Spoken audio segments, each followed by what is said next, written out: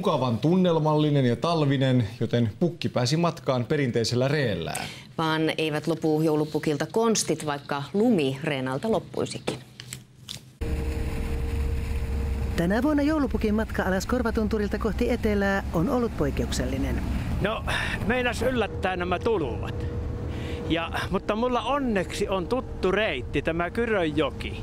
Siitä on tuommoiset yli 300 vuotta, kun on ensimmäisen kerran tätä reittiä kulkenut ja silloin oli jäätä, oli helppo liikkua.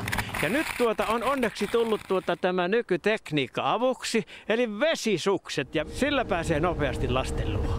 Niin sillä pääsee aika nopeasti talosta taloon. Kyllä, joo, ja jos vaikka on tuluva lähellä tupaakin, niin sekin ei haittaa, pukki tulee.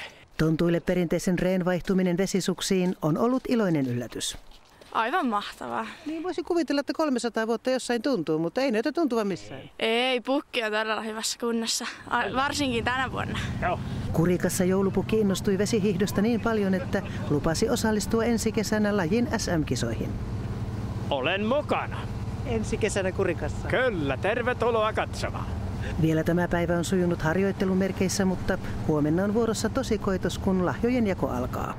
Kyllä siinä kastuu, mutta pukki on tottunut kylmään. Joo, ei haittaa mitään. Ja tämä asia on niin lämmin, että sen eteen pukki tekee vaikka mitä. Aika kosteeltahan tuo näytti. Mutta minkälaisissa, joko samanlaisissa merkeissä siis etenemme kohti jouluaattoa vai minkälaisissa? No aika lailla sateisissa ja tuulisissa merkeissä ja kyllä huomenna Etelä-Suomessa vielä vettä sataa monin paikoin, mutta idässä tulee lunta ja pohjoisessakin lumisateet ovat huomenna mahdollisia. Ja huomenna illalla sää on kylmenemään päin. Katsotaan kohta. Selvä.